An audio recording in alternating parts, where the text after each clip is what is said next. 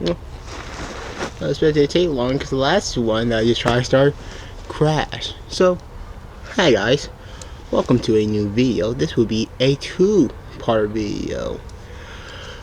The reason for it is simple. I don't have my book with my ideas on me, so I can only name them off the top of my head. So the first thing, this is just going to be mainly a rant video about your favorite tech billionaire, the owner of Twitter, because no one call it X.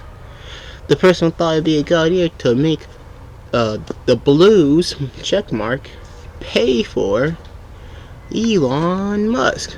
Right off the bat, I would like to say that everything in this series, this will be going the second, maybe this part too, but definitely the second part, will be going under the I, aka ideas and invention playlist. As I want to say, at least for now, up until I do say it, take everything I say with a grain of salt. These are just based off of, my guesses and my knowledge. Take, for instance, I do research on these ideas that I come up with, but I am not a professional in anything because I have not been to college yet. So I'm not a professional doctor. I'm not a professional neuroscientist. I'm not a professional engineer, computer scientist. So take everything I say with a grain of salt. These are just my personal opinion off of someone who is, I would like to say, decently informed, at least when it comes to the concept. I haven't checked out much when it comes to the idea. Like, I know some of the details. I can't say off the top of my head.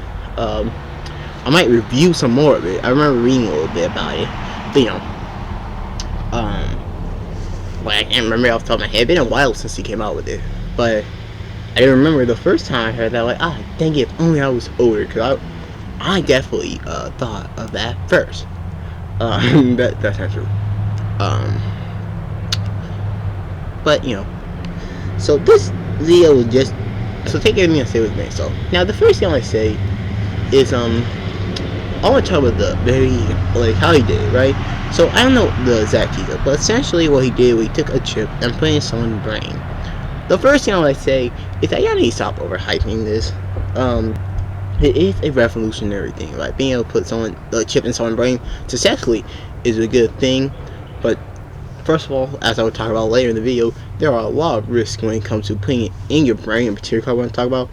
But I want to kind of debunk some things that I'm pretty sure is incorrect.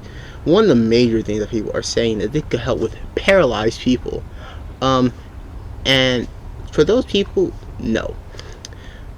Being able to connect chips to your the nervous system could help.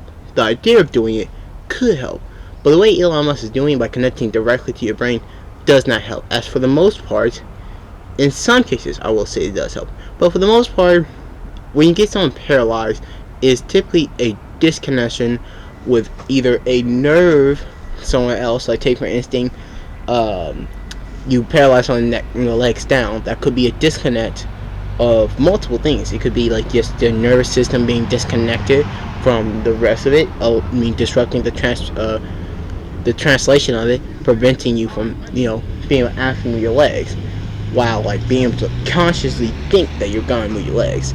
This is kind of similar to how phantom would work, where it's also a trick of the mind, where it's like you remember having a leg, but essentially the nerves there are still there and able to fire, but because they're not connected to anything, you can feel that thing right there, but no connection, right? So it just cuts off, which can be extremely painful. This is one thing behind fentanyl, if I recall correctly. I did a little bit of research about this a while ago when I came up with another idea that, since I'm probably going to be posting tomorrow, I might post that too. This is one of the things, right? Second thing could be a fracture or disconnect with your spinal cord. Take for instance, you break your core plate, I think it's D12. I could be wrong. I could think of something completely different. But there's a plate right here. Sorry, my laptop doesn't I didn't get a new laptop. Though I had to move back. Also, I don't have a camera, so I can't pick it up and move it.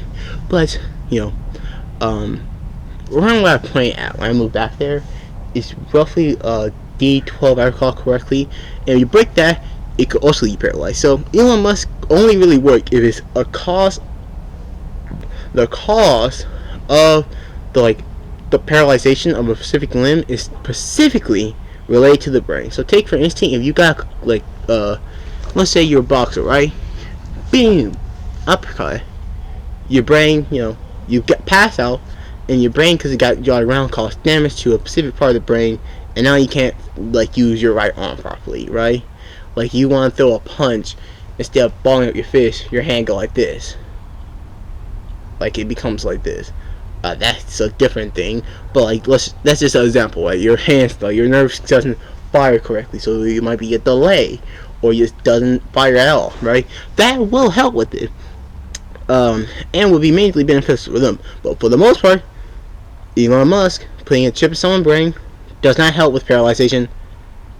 You need to have it connected to where the disconnect is, or to repair that specific part in order for it to work.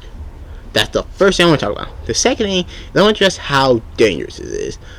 In particular, the part where he's trying to put software in your brain. Now, don't get me wrong, I have a similar idea, but I think that the biggest issue comes from it being attached to your brain. So, if anything go wrong, right? Let's say you get hit in the head slightly, it damaged, it breaks, or let's say there's a software in there, right? So you are now able to connect to the Wi-Fi.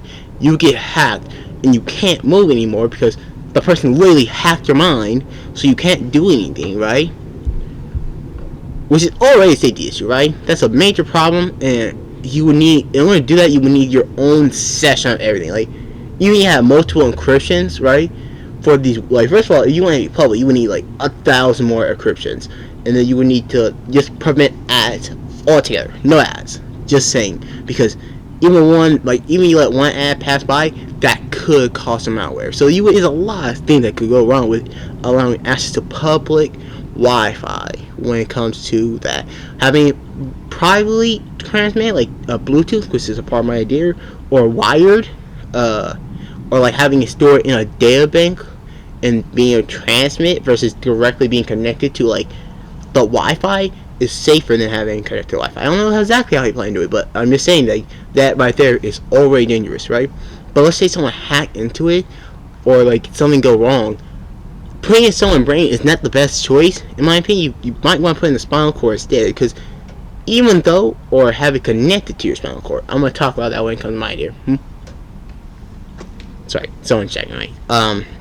Having connected to your spinal cord is a bad idea, because the major problem is you would need to do brain surgery if anything go wrong. If you want to upgrade the chip in your head, if you want, you got hacked and now you gotta get removed, or a million other problems that could go wrong, you need brain surgery in order to get removed, which is a major problem, because if brain surgery is very complex and can be dangerous already, right? I can guarantee you that it was already hard to get that chip inside someone's head successfully, right? And not have to do any damage. That was a major gamble to begin with. I can imagine they started out with monkeys first, and then I don't know the actual I'm pretty sure it was, but that's already a gamble, right? But now imagine brain surgery. Let's just take away the chip, right? Let's say brain surgery. Brain surgery in general is a high gamble and can be very dangerous. One thing go wrong, it could just be lobotomized. I forgot the name of it, but take for instance, let's say you accidentally cut a little bit of the frontal lobe, you could just lose your empathy right there. It's a very complex thing to do, and if something go wrong, right, with your head, now that's already hard to fix, right? And then let's just say you have brain damage, you need to have surgery done in your brain, right? Like a tumor, right? That's already hard to do, right? But now imagine if that tumor came back every year, right? That's essentially what we're doing with, where you have a piece of physical, for all intents and purposes, because it don't belong in your body. No offense to anyone with robotic limbs or anything like that. That's a completely different scenario. Or no offense to anyone who wants this because they're paralyzed. But I'm just saying, for all intents and purposes, it's a foreign object in your body. It's interesting that they were able to get without the body attacking the brain, which might be the reason why they went with the brain instead of the spinal cord, because the brain is more generally harder for white blood cells to go there. This is a whole complicated thing. Don't know I gave him a shout before, but this is a great time to give a shout to two YouTubers. Hacksmith, which is the main reason I like engineering, and it was one of the big things that got me into it, and Roanoke Gaming. I'm not sure I gave him a shout before, but if I did, congratulations. You will probably be the first one to get 2 shoutouts. Because I completely forgot which which channels I gave shout out to for like film theory, game theory, GT Live, style theory, and food theory. I forgot which one, so I don't have to get back to that after I check it out. But you would, if Roanoke Gaming, if this is your second shout out, you'll be the first person that I gave 2 shout outs to. Not like 2 mention in the video, but 2 shout outs. But who does a lot of biological stuff. And if you want to learn more about like viruses and how they work, I would highly recommend you go watch them, especially if you're into like how viruses movie works. But he had videos about like rabies and whatnot, and movies in particular, that teach, like, explain kind of why the concept, why it was like the white blood cells are hard to go. You want the more like I'm just putting simple terms, but you want the more complex way to put it in the more detailed way. Go watch the video, right? Go watch his videos just in general, but like those will especially help you understand the concept of what I'm trying to say. I'm gonna turn on lighting real quick because this is the most makeshift thing I've ever done. My phone flashlight is now pointing at me so I can get better lighting, and so that, because it's getting darker, I should probably get inside soon, but because it's getting darker, y'all be able to see me. But let's get back to the video. You want like more in detail explanation, that's the reason, like, go there. But for all intents and purposes, the chip in your head is a foreign object that does not belong there. It could be beneficial to the body, but it does not belong there, right? So it's probably the reason why they went for the brain, but it not exactly. I do not want to say they comparable in size, but for alternative purposes, for describing it, I want to make this expressly clear. Do not think about this in any other way, right? To put it expressly clear, it's kind of equivalent to the tumor. It doesn't belong there. It's kind of a foreign object to the body. It's not like what it should be. So if you like, take for instance, this the technology become public, like take for instance Apple, right? They come with the iPhone every year, right? So imagine them doing with a chip in your head. It's similar to like a tumor just kept coming back every year, and having to repeatedly do that can be very dangerous. So that's a major problem. Like, it's like removing it from having it attached to your head is dangerous. Now, there's a difference, right? I want to to put it in particular. It's not just the fact that it's attached to your head. It's in particular the fact that it's in your skull. If it was like, take for instance, cyberpunk, right? If it was literally attached to your head, but it was a part of your skull, I mean, it probably, like, if it had that technology, it would be probably easy to remove. But it's like, well, it's like you can just pull it off, like, as long as you do it correctly. Or like, let's say it's literally just attached to your side of your head, so you can just pull it off without any problem, right? Like, that, like, if it was like literally wasn't. The main problem is the fact that you have to literally do surgery every time, right? If it was like a chunk of your head, that'd be probably dangerous, and it would still have equal problem like malware and whatnot. But it would be significant. Like, it would be like, well, you don't need to perform brain surgery, most likely. Let's just say it went with the way that it works in like Cyberpunk 77 or Edge Runner. It's not like you have to literally do brain surgery every time. Just remove this piece of the brain. Just remove this piece and then put it there. Boom. Right? Having to do brain surgery is very dangerous and need to be very delicate.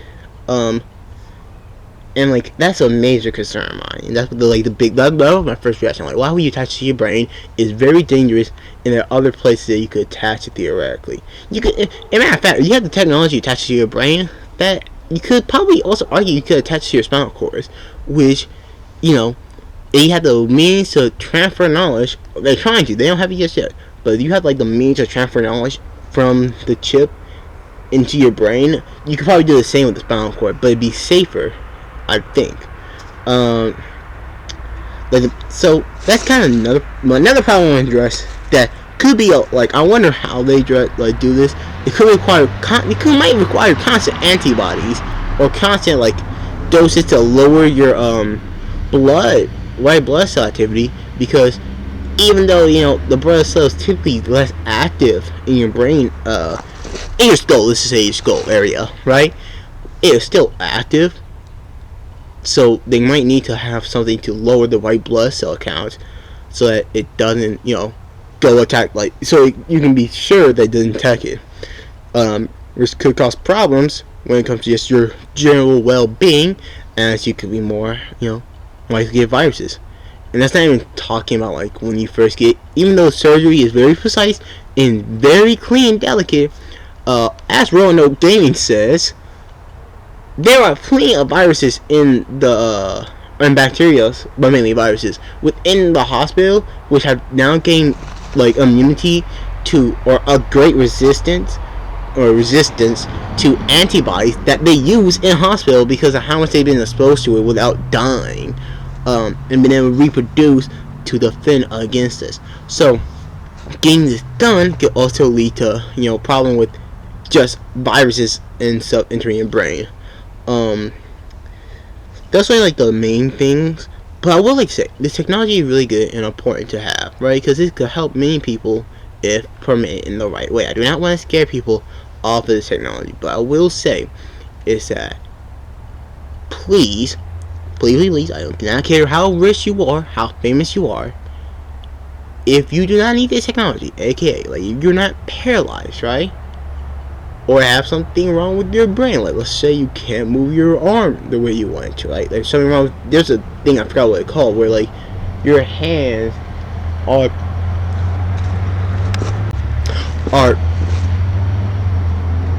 I thought it went far enough. Give me a second, I just got spit. When your hands are like stuck in a specific way, if you do not have like something like that, then do not go for it. Also, it could be beneficial for any,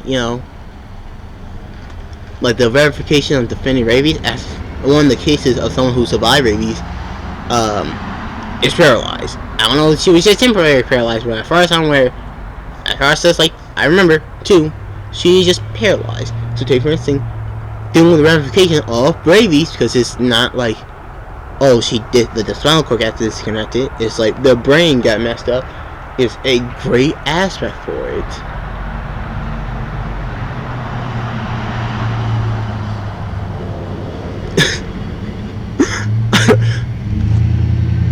I should have just paused it, but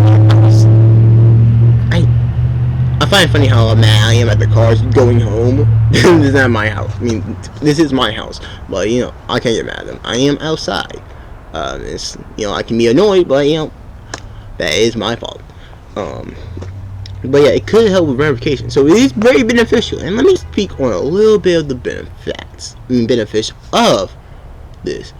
Once again, could help and implement the right way and implement it with the right things with people who are paralyzed. This information could revolutionize learning and whatnot. Being able to implement data straight into your brain could be really helpful, but it could also be dangerous because if you implement the wrong information, you could have someone who perfectly think the world is like ruled by Nazis everywhere, and that it's okay to be a white supremacist. Twitter users,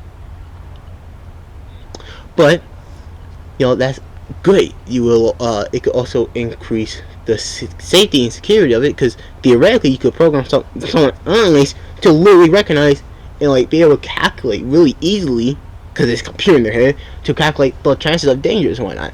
And it could make someone, even without self-driving cars, be able to recognize like, oh, this is dangerous. It could also revolutionize speech. Take for instance, you could have a built-in translator. Keep in mind, some translators aren't nearly as good, and personally speaking, I'd rather have someone who actually knows English translate it, and I'd rather know the language myself. Like, take for instance, I plan to learn Japanese during my fall and spring semester of high school.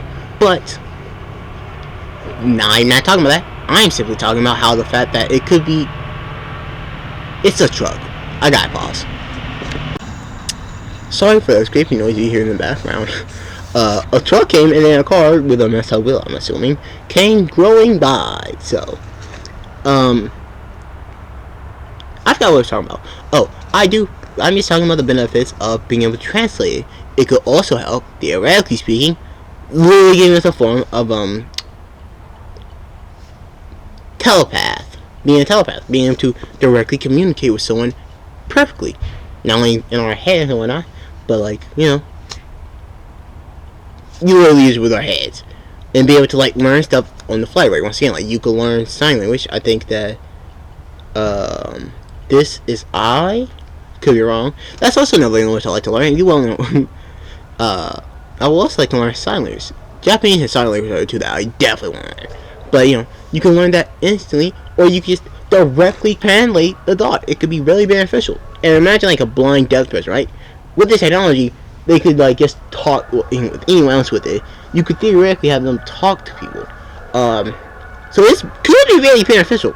I just think that mine is better. Connecting to the spinal cord is way more safer than connecting to your brain, especially.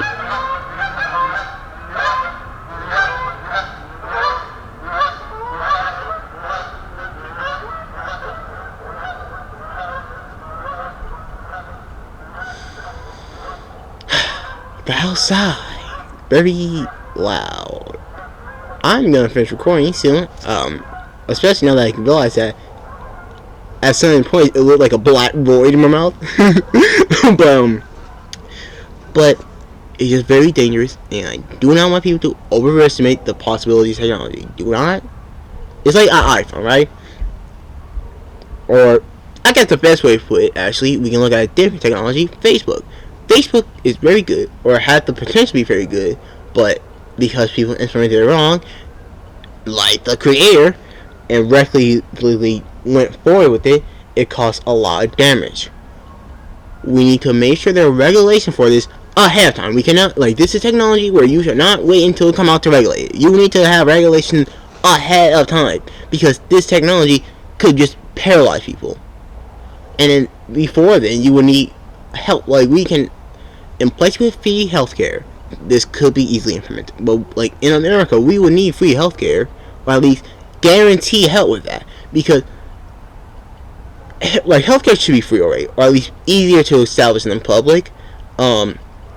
But you would at least need, I don't care.